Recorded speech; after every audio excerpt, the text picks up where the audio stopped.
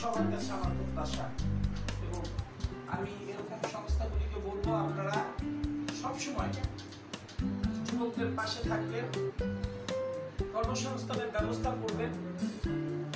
স্বনির্ভর বাংলাদেশ তৈরি করার জন্য যুবকদের কর্মদক্ষতা তৈরি করবেন এবং তারা যেন ভালো একটা উদ্যোক্তা হতে পারে সেটার ব্যাপারে সবাই সহযোগিতা করবে। ধন্যবাদ। আসসালামু আলাইকুম। পছন্দ হয়েছে এখানে যেগুলো আমি দেখেছি যে খুব ভালো লেগেছে।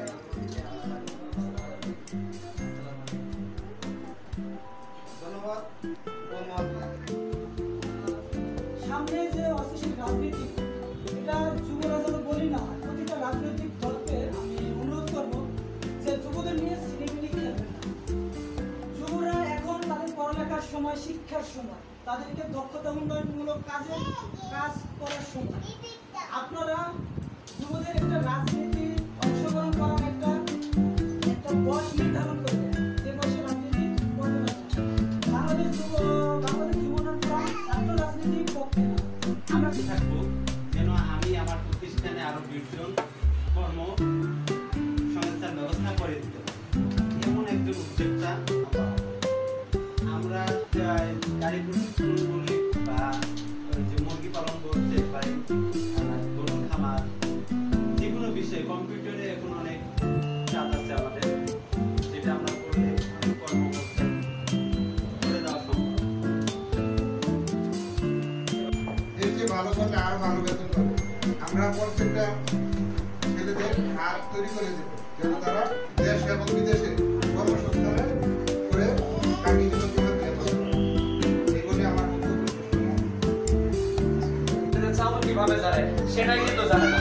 তো বাংলাদেশ যুব উন্নয়ন ফোরাম এই ট্রেনিং এর মধ্য দিয়ে আমরা যদি সক্রিয়ভাবে কাজ করতে পারি, দেশ ও জাতি সত্যিকারের উঠতে উন্নয়ন হবে।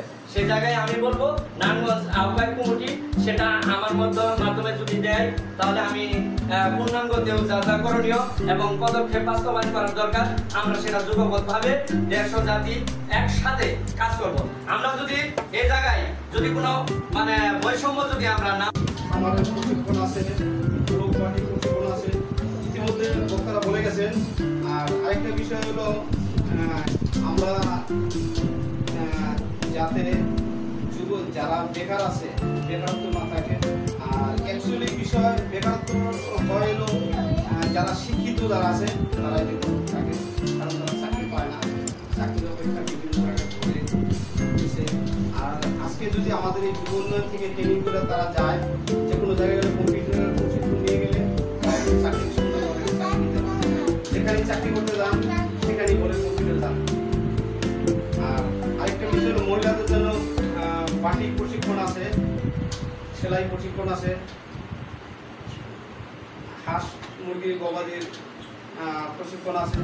আর আমাদের এই যুব উন্নয়ন থেকে সরকারিভাবে বিভিন্ন সুযোগ সুবিধা পাওয়া যায়। তো এই বলে আমার বক্তব্য শেষ করছি।